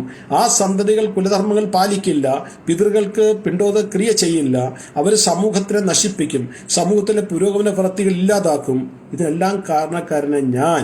അങ്ങനെയുള്ള വ്യക്തികൾ നിത്യ നരകത്തിൽ ജീവിക്കേണ്ടി വരുന്നു. ഗുരുപരമ്പര വഴി, ഇവിടെ ഗുരുപരമ്പര എന്നുള്ളതാണ് ഏറ്റവും ഇമ്പോർട്ടൻറ്റ്. കാരണം അർജുനൻ പറയുന്നത് ഞാൻ എൻ്റെ മനസ്സിൽ തോന്നിയ കാര്യമല്ല ഞാൻ പറയുന്നത്. ഗുരുപരമ്പര വഴി എന്ന് പറയുമ്പോൾ അത് ശാസ്ത്ര അടിസ്ഥാനമാണ്. ശാസ്ത്ര അടിസ്ഥാനമായ കാര്യങ്ങളാണ് ഞാൻ പറയുന്നത്. ഗുരുപരമ്പരയിലൂടെ കേട്ട കാര്യങ്ങളാണ് ഞാൻ പറയുന്നത്. അപ്പോൾ അങ്ങനെ ഗുരുപരമ്പരയിലൂടെ കേട്ട കാര്യങ്ങൾ വഴി ചിന്തിക്കുകയാണെങ്കിൽ എൻ്റെ ജന്മം നശിച്ചു പോകും, ഞാൻ നിത്യ നരകത്തിൽ പോകും. ഇവിടെ അർജുനൻ പറയുന്നത് 44-ാമത്തെ ശ്ലോകത്തിൽ പറഞ്ഞു, അഹോബത് മഹത് പാപം കർത്തും വ്യവസിത വയം യത് രാജസുഖലോഭേന ഹന്തും സ്വജനമുദ്യത. കൃഷ്ണ, കഷ്ടം, എന്തൊരു മഹാപാപത്തിനാണ് നാം ഒരുങ്ങി പുറപ്പെട്ടിരിക്കുന്നത്. രാജ്യം നേടി സൂഹിക്കാൻ വേണ്ടി സ്വജനങ്ങളെ കൊല്ലുകയോ? സ്വന്തം ജനങ്ങളെ കൊല്ലിട്ട് എന്ത് വേണം? ഇതൊക്കെ വേണോ? ധാർത്തരാഷ്ട്രന്മാരോട്, അതായത് കൗരവന്മാരുടെ പൊരുതുന്നതിൽ ഭേദം നിരായുധനായി പ്രതിരോധത്തിൽ ഒരുങ്ങാതെ നിൽക്കുന്ന എന്നെ അവർ കൊല്ലട്ടെ എന്ന് വെക്കുന്നതാണ്. ഇവിടെ അർജുനൻ പറയുന്നത് എനിക്കിനി രാജ്യം വേണ്ട, സുഖം വേണ്ട, എൻ്റെ മുമ്പിൽ നിൽക്കുന്ന പിതാമഹന്മാരെയും ഗുരുജനങ്ങളെയും സഹോദരങ്ങളെയും പിതാക്കന്മാർക്ക് തുല്യമായവരെ വധിച്ചിട്ടുള്ള സുഖം എനിക്ക് വേണ്ട കൃഷ്ണ. ഈ കൊടും പാതകം എനിക്ക് ചെയ്യാൻ വയ്യ, എന്നെ വെറുതെ വിടുക. ഞാൻ നിരായുധനായിട്ട് ഈ അർജുനൻ സേനയോരുപേറുമത്തെ രഥം സ്ഥാപയമേ അച്യുതെന്ന് പറഞ്ഞപ്പം യുദ്ധത്തിന്റെ കാഹളം മുഴങ്ങിയിട്ട് രഥത്തിൽ അർജുനൻ സേനയുടെ ഇടയിൽ പോകുമ്പോൾ പാണ്ഡവരും കൗരവരും അത്ഭുതത്തോടെയാണ് നോക്കുക. എന്ത് അതിശയം, ഇത് എന്ത് പണിയാണ് കാണിക്കുന്നത്? ഒറ്റയ്ക്ക് പോകാന്ന് പറഞ്ഞു കഴിഞ്ഞാൽ ആ സമയത്ത് ആർക്കും അർജുനനെ വധിക്കാം. കൃഷ്ണൻ കൂടി ഉണ്ടായി നടക്കില്ല, അത് വേറൊരു കാര്യം. പക്ഷെ ആ യുദ്ധത്തിന്റെ കാഹളം മുഴങ്ങി കഴിഞ്ഞു കഴിഞ്ഞാൽ ആർക്കും ആരെയും വധിക്കാമല്ലോ. അപ്പം അർജുനൻ ഒറ്റയ്ക്ക് പോകുന്ന കണ്ടിട്ട് പാണ്ഡവർ കണ്ണുകളിൽ നിൽക്കാണ്, കൗരവർ ഭയന്നു പോയി. ഇവരെന്താ ഇപ്പം എനിക്ക് ഓർമ്മ വന്നത്, ഇന്ത്യ പാകിസ്ഥാൻ ടെൻഷൻ നടക്കുകയാണ്. ഇപ്പോൾ ഇന്ത്യയുടെ ഒരുക്കം കണ്ട് പാകിസ്ഥാൻ ആകെ കൺഫ്യൂഷനായിട്ടിരിക്കുകയാണ്. ഇവരെന്താണ് ചെയ്യാൻ പോകുന്നതെന്ന് മനസ്സിലാകുന്നില്ല. അത് കടലിൽ കൂടി ആക്രമിക്കോ, കരയിൽ കൂടി ആക്രമിക്കോ, ആകാശമാർഗമായിരിക്കോ ആക്രമിക്കോ എന്ന് പറയാൻ കഴിയുന്നില്ല. അത് POK പിടിച്ചെടുക്കുമോ, ഇനി കറാച്ചിയിൽ ആക്രമിക്കുമോ, അതോ ഉഗ്രവാദികളെ മാത്രമായിട്ട് വധിക്കാൻ അറിയത്തില്ല. കൺഫ്യൂഷൻ നിൽക്കുക. കൺഫ്യൂഷൻ അതിനൊരു ഡിസിഷൻ എടുക്കാൻ പറ്റില്ല. അപ്പോൾ ഒരു ക്ലാരിറ്റി ഇല്ല, അപ്പോൾ ഒരു ഡിസിഷൻ എടുക്കാൻ പറ്റില്ല. അതുപോലെ അർജുനൻ പോയി കഴിഞ്ഞപ്പോൾ കൗരവരിക്കുന്നത് എന്താണ് വരുന്നത്, എന്താണ് ചെയ്യുന്നത്? അപ്പോൾ ഇവിടെ അർജുനൻ പറഞ്ഞത് ഞാൻ ഇങ്ങനെ നിരാശനായിട്ട് ഇവിടെ നിന്നു കൊടുക്കുക, അവരെന്നെ കൊന്നുകൊള്ളട്ടെ, അപ്പോൾ അവർ ജയിച്ചു കൊള്ളട്ടെ, എനിക്കൊന്നും വേണ്ട. വളരെ ഇമ്പോർട്ടൻ്റ് കാര്യമാണ് അർജുനൻ പറയുന്നത്. എന്നിട്ട് 46-ാമത്തെ ശ്ലോകം, അതായത് ആദ്യത്തെ അധ്യായത്തിൻ്റെ അവസാനത്തെ ശ്ലോകം 46-ാമത്തെ ശ്ലോകം. സഞ്ജയൻ പറഞ്ഞു, ഏവം ഉക്ത അർജുന സംഖ്യേ, സഞ്ജയ് വാച, ഏവം ഉക്ത അർജുന സംഖ്യേ രഥോ ഉപസ്ഥ ഉപാവിശത് വിസർജ്യ ശശരഞ്ജാവും ശോക സംവിഘ്നമാനസ. സഞ്ജയൻ ധൃതരാഷ്ട്രന് പറയാണ്, അർജുന രണാങ്കണത്തിൽ വെച്ച് ഇത്രയും പറഞ്ഞിട്ട് വില്ലും ശരങ്ങളും താഴെയിട്ട് അത്യന്തം ദുഃഖിതനായി രഥത്തിലിരുന്നു. ധൃതരാഷ്ട്ര മനസ്സിൽ ലഡു പൊട്ടി. കാര്യം അർജുനൻ ഇരുന്ന് കഴിഞ്ഞാൽ പിന്നെ പാണ്ഡവർ യുദ്ധം ചെയ്യാൻ പറ്റില്ല. ആരെങ്കിലും യുദ്ധം ചെയ്യുന്നത്? ഇപ്പോൾ ധൃതരാഷ്ട്ര ഉള്ളിൽ ലഡു പൊട്ടി. കാരണം ഇത് ധൃതരാഷ്ട്രം കാണുന്ന ഏത് ദൃഷ്ടിയാണ്? അജ്ഞാന ദൃഷ്ടിയാണ്. അർജുനന്റെ അജ്ഞാന ദൃഷ്ടി എന്ന് പറഞ്ഞാൽ അത് സത്വഗുണത്തിൽ നിന്നുണ്ടായതാണ്. ധൃതരാഷ്ട്രയുടെ ദുര്യോധന്റെ അജ്ഞാന ദൃഷ്ടി എന്ന് പറഞ്ഞാൽ രജഗുണത്തിൽ നിന്നുണ്ടായതാണ്. അപ്പോൾ അത് മനസ്സിലാക്കണം. അപ്പം 46-ാമത്തെ അധ്യായം തീരുമ്പോൾ നമ്മൾ കാണുന്നത് മാനസികമായി തളർന്ന അർജുനൻ, ശാരീരികമായിട്ട് മാനസികമായി തളർന്ന അർജുനൻ രഥത്തിലിരിക്കുകയാണ്. ഈ അർജുനന് ഇനിയും 2-ാമത്തെ അധ്യായമാണ്. നമ്മുടെ അടുത്ത ആഴ്ച ക്ലാസ് ഇല്ല, കാരണം ഏകദേശിയാണ്. വ്യാഴാഴ്ച ഏകദേശം എനിക്ക് ക്ലാസ് എടുക്കാൻ പറ്റില്ല. ഫുൾ ടൈം നാമജപവും റീഡിങ്ങും ഒക്കെ ആയിട്ട് പോകും. അപ്പം അതായത് അർജുനൻ ഇവിടെ മാനസികമായിട്ട് തളർന്നിരുന്നു. മാനസികമായിട്ട് തളർന്ന അർജുനൻ 2-ാമത്തെ അധ്യായത്തിലെ 7-ാമത്തെ ശ്ലോകത്തിൽ ഭഗവാന്റെ മുമ്പിൽ സറണ്ടർ ആവുകയാണ്. എന്നെ ശിഷ്യനായിട്ട് സ്വീകരിച്ച് എനിക്ക് വേണ്ട ഉപദേശങ്ങൾ തരണം. കാർപ്പണ്യദോഷോ ഭഗത സ്വഭാവ പൃച്ഛാമിത്തം ധർമ്മ സമൂഢച്ഛേദ യശ്രേയ നിശ്ചിതം സ്വാതിമാം പ്രവന്നെ, യശ്രേയം നിശ്ചിതം സ്വാതിമാം പ്രവന്നെ അങ്ങനെ ശ്ലോകം ഓർമ്മ. കാർപ്പണ്യദോഷോ ഭഗത സ്വഭാവ പൃച്ഛാമിത്തം ധർമ്മ സമൂഢച്ഛേദ യശ്രേയ നിശ്ചിതം ദൂഹിതന്മ ശിഷ്യത്തെ അഹം സ്വാതിമാം താം പ്രവന്നെ. എൻ്റെ മനസ്സ് തളർന്ന് ശരി ഏത് തെറ്റെന്നറിയ അവസ്ഥയിൽ ഞാൻ മാനസികവും ശരീരവുമായിട്ട് തളർന്നിരുന്നു. എന്ത് ചെയ്യണമെന്ന് എനിക്കറിയില്ല. എന്നെ ഒരു ശിഷ്യനായി സ്വീകരിച്ച് കൃഷ്ണ, അങ്ങ് എനിക്ക് ഹിതപരമായ ശ്രേയസ്സായിട്ടുള്ളത് എന്താണെന്ന് വെച്ച് കഴിഞ്ഞാൽ നിശ്ചിതമായിട്ട് കറക്റ്റായിട്ട് എന്താണ് എനിക്ക് ശ്രേയസ് പറഞ്ഞു തരാൻ പറയുന്നു. അത് കഴിഞ്ഞാണ് ഭഗവാൻ ഗീത ഉപദേശിക്കുന്നത്. അതുപോലെ ഭഗവാൻ ഗീത ഉപദേശിക്കുന്നില്ല. അതായത് അർജുനൻ ഇത്രയൊക്കെ ശാസ്ത്രത്തിനെക്കുറിച്ചും പുരാണത്തിനെക്കുറിച്ചും ഗുരുകളെക്കുറിച്ച് അറിവുകളൊക്കെ ഇൻഫോമൊക്കെ പറഞ്ഞു കൊടുത്തെങ്കിലും ഭഗവാൻ മിണ്ടാതെന്നെല്ലാം കേട്ടു. ഏത് സമയത്ത് അർജുനൻ കൃഷ്ണന്റെ മുമ്പിൽ ടോട്ടൽ കീഴടങ്ങി സറണ്ടറായി, ആ സമയത്ത് അർജുനൻ ഭഗവാൻ സ്വീകരിച്ചു, 2 കൈ നീട്ടി. ഇതേപോലെ നമ്മൾ കൃഷ്ണന്റെ മുന്നിൽ ചെന്ന്, കൃഷ്ണ ഞാൻ നിന്റെയാണ്, എനിക്ക് ഈ ലോകത്തിൽ വേറെ ആരുമില്ല, ശരി ഏത് തെറ്റെന്ന് എനിക്കറിയില്ല, എനിക്ക് വേണ്ട മാർഗനിർദ്ദേശം നീ എനിക്ക് പറഞ്ഞു തന്നാലും എന്ന് പറഞ്ഞു കഴിഞ്ഞാൽ മാത്രമേ കൃഷ്ണൻ നമ്മളെ സ്വീകരിക്കുള്ളൂ. കൃഷ്ണൻ 18-ാമത്തെ അധ്യായത്തിൽ 66-ാമത്തെ ശ്ലോകത്തിൽ പറയുന്നത് എന്താണ്? സർവധർമാൻ പരിത്യജ മാം ഏക ശരണം വ്രജ. നിങ്ങൾ എൻ്റെ എല്ലാ ധർമ്മവും വെടി അർജുന. കാരണം മുഴുവൻ ഭഗവത്ഗീത പറഞ്ഞു കഴിഞ്ഞപ്പോൾ അർജുനൻ വീണ്ടും കൺഫ്യൂഷനായി. അർജുനൻ വീണ്ടും കൺഫ്യൂഷൻ എന്താണ്? അത് ജ്ഞാനയോഗം പറഞ്ഞു, കർമ്മയോഗം പറഞ്ഞു, ധ്യാനയോഗം പറഞ്ഞു, അഷ്ടാംഗയോഗം പറഞ്ഞു, ഭക്തിയോഗം പറഞ്ഞു. ഇതിൽ ഏത് സെലക്ട് ചെയ്യണമെന്നൊരു കൺഫ്യൂഷനായപ്പോൾ ഭഗവാൻ പറഞ്ഞു, വിട്, സർവധർമ്മൻ പരിത്യജ, എല്ലാം ത്യജിക്കുക. പിന്നെന്താ വേണ്ടേ? മാം ഏക ശരണം, എന്നെ മാത്രം ശരണം പ്രാപിക്കുക. അഹം, ഞാൻ, ത്വാം, നിന്റെ, എല്ലാ ഭാവവും ക്ഷമിച്ചോളാം, മാത്രമല്ല മോക്ഷവും തരാം. പിന്നെന്താ വേണ്ട ഒരു മനുഷ്യന്? അപ്പം നമ്മൾ കൃഷ്ണഭക്തിയുടെ ഏറ്റവും കാതലായ വിഷയം എന്ന് പറഞ്ഞാൽ കൃഷ്ണന്റെ ഭക്തിയിൽ കൃഷ്ണനെ മാത്രം സ്വീകരിക്കുക. ഏത് സമയത്ത് ദ്രൗപദി വസ്ത്രാക്ഷേപം നടത്തിയോ, ദ്രൗപദി പാണ്ഡവരെ നോക്കി, കൗരവരെ നോക്കി, ബാക്കി അവിടെ ഇരുന്ന എല്ലാവരെയും നോക്കി, വിഷ്ണു പിതാമരെ നോക്കിയെന്ന് പറഞ്ഞാൽ നോക്കി പ്രാർത്ഥിക്കണം. അവർ പറയാണ്, ഇത് തെറ്റാണ് ചെയ്യുന്നത്, ഞാൻ കുലസ്ത്രീയാണ്, എൻ്റെ വസ്ത്രാക്ഷേപം ചെയ്യുന്ന. കൃഷ്ണന്റെ ദ്വാരകയിരുന്ന് ചൂത് കളിക്കുകയായിരുന്നു രുക്മിണിയായിട്ട്. രുക്മിണി ദേവി പറയുന്നുണ്ട്, അങ്ങയുടെ ഏറ്റവും വലിയ ഭക്തിയാണ് അവിടെ അപമാനിക്കപ്പെടുന്നത്. കൃഷ്ണൻ ഒരു പുഞ്ചിരി മാത്രം. കാരണം ഒരിക്കൽ പോലും കൃഷ്ണ എന്ന് വിളിച്ചില്ല, കൃഷ്ണനെ അഭയം പ്രാപിച്ചില്ല. ഒരു കൈകൊണ്ട് സാരിയെ പിടിച്ചിരിക്കുകയാണ്. 10,000 ആനയുടെ ബലമുള്ള ദുശാസനെ ഈ അപരിയായ സ്ത്രീ സാരിയെ പിടിച്ചിട്ട് എങ്ങനെ നിൽക്കാനാണ്? ഈ സാരിയിൽ നിന്ന് കൈ വിട്ട് 2 കൈയും ആകാശത്തിലേക്ക് ഉയർത്തി ഹേ ഗോവിന്ദ, ഹേ ഗോപാല എന്ന് വിളിച്ച അതേ സമയം കൃഷ്ണൻ വസ്ത്രരൂപത്തിൽ പ്രത്യക്ഷപ്പെട്ട് തൻ്റെ ഭക്തിയുടെ മാനം രക്ഷിച്ചു. പറഞ്ഞതിൻ്റെ അർത്ഥം നമ്മൾ അവിടെയും പിടിച്ച് ഇവിടെയും പിടിച്ച് കൃഷ്ണഭക്തി പോയ കൃഷ്ണൻ തിരിഞ്ഞു നോക്കത്തില്ല. സർവധർമാൻ പരിത്യജ്, ഞാൻ പറയുന്നതല്ല, കൃഷ്ണൻ ഭഗവതിൽ 18-ാം അധ്യായത്തിൽ 66-ാമത്തെ ശ്ലോകത്തിൽ പറയുന്നതാണ്. എല്ലാ ധർമ്മവും പിടിച്ചിട്ട് അവിടെയും പോയി ഇവിടെയും പോയി, അവിടെ തേങ്ങ ഉടച്ച് ഇവിടെ വിളക്കും കത്തിച്ച് മറ്റവരുടെ ഇതും ചെയ്തിട്ട് കൃഷ്ണൻ എടുക്കപ്പെടുന്ന കൃഷ്ണൻ തിരിഞ്ഞു നോക്കത്തില്ല. സ്വന്തം ഏറ്റവും വലിയ ഭക്തിയായ ദ്രൗപതിയെ നോക്കിയില്ല, പിന്നെ നമ്മളെപ്പോലുള്ളവർ എങ്ങനെ നോക്കുന്നത്? ദ്രൗപതിയുടെ ഒരു പേര് കൃഷ്ണ എന്നാണ്. അതായത് ഏറ്റവും വലിയ കൃഷ്ണഭക്തി വിളിക്കുന്ന പേരാണ് കൃഷ്ണ എന്നുള്ളത്. ആ ദ്രൗപതിയെ നോക്കാത്ത കൃഷ്ണൻ നമ്മളെ നോക്കുന്ന വെച്ചിട്ട് കാര്യമില്ല. അപ്പോൾ ഇവിടെ ഞാൻ പറഞ്ഞതെന്ന് വെച്ച് കഴിഞ്ഞാൽ, മാനസികമായി തളർന്ന അർജുനൻ 18-ാം അധ്യായത്തിൽ 73-ാമത്തെ ശ്ലോകത്തിൽ പറയുന്നുണ്ട്, നഷ്ടമോഹ സ്മൃതിർലപ്ത, എൻ്റെ മോഹങ്ങൾ നഷ്ടപ്പെട്ടു.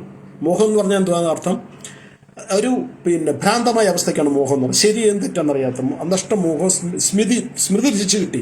എൻ്റെ സ്മൃതി എന്ന് പറഞ്ഞാൽ എന്തുവാണ്? ഞാൻ പരമാത്മാവിൻ്റെ അംശമായി വെറും ഒരു ആത്മാവാണ്, ശരീരമല്ല. ദേഹാത്മബുദ്ധിയിൽ നിന്ന് ഉണ്ടായ എൻ്റെ മോഹങ്ങൾ നഷ്ടപ്പെട്ടു. കരിഷ്യേ വചനം നഷ്ടമോഹ സ്മൃതിപ്രസാദ അച്യുത അങ്ങയുടെ പ്രസാദം കൊണ്ട്, അങ്ങയുടെ കരുണ കൊണ്ട്, അങ്ങയുടെ കൃപ കൊണ്ട് എനിക്ക് എൻ്റെ മോഹങ്ങൾ നഷ്ടപ്പെട്ടു, എൻ്റെ സ്മൃതി ലഭിച്ചു കിട്ടി. കരിഷ്യേ വചനം തവ, അങ്ങ് എന്ത് പറയുന്നു? ഇവരെ കൊല്ലണോ, തിന്നണോ, ചുടണോ, എന്ത് പറയുന്നു അത് ചെയ്യാൻ ഞാൻ റെഡിയാണ്. അപ്പം അതേപോലെ നമ്മുടെ മാനസികമായ സംഘർഷങ്ങൾ, ശരികളും തെറ്റുകളും അറിയാതെ നമുക്ക് എന്ത് ചെയ്യണമെന്ന് അറിയാത്ത അവസ്ഥയിൽ മാനസിക സംഘർഷം ഉണ്ടാകുമ്പോൾ, വിഷാദം ഉണ്ടാകുമ്പോൾ നമ്മൾ ഭഗവാനെയും ഭഗവതിയെ അഭയം പ്രാപിച്ചു കഴിഞ്ഞു കഴിഞ്ഞാൽ നമുക്കും പറയാൻ പറ്റും, കൃഷ്ണ ഐ ആം യുവേഴ്സ്, ഞാൻ നിൻ്റെയാണ്, യു ആർ മൈൻ, നീ എൻ്റേതാണ്, എനിക്ക് നീ അല്ലാതൊരു ശരണമില്ല, എനിക്ക് ശരിയായി തെറ്റെന്നറിയത്തില്ല, അങ്ങ് പറഞ്ഞുതരാൻ. അപ്പോൾ നമുക്ക് അടുത്ത വ്യാഴാഴ്ച ക്ലാസ് ഇല്ല, കാരണം ഏകാദശി. അത് കഴിഞ്ഞ് നമുക്ക് അടുത്ത വ്യാഴാഴ്ച എന്ന് പറയുമ്പം അത് കഴിഞ്ഞിട്ട് നമുക്ക് 2-ാമത്തെ അധ്യായം തുടങ്ങാം. അപ്പോൾ ആദ്യത്തെ അധ്യായം ഇവിടെ തീർന്നു. ആർക്കെങ്കിലും എന്തെങ്കിലും സംശയം ഉണ്ടെങ്കിൽ ചോദിക്കണമെന്നുണ്ടെങ്കിൽ കമൻറ്റ് ബോക്സിൽ ഇട്ട് കഴിഞ്ഞാൽ ഞാൻ പറയാം. ഹരേ കൃഷ്ണ കൃഷ്ണ കൃഷ്ണ ഹരേ ഹരേ, ഹരേ രാമ രാമ രാമ ഹരേ ഹരേ.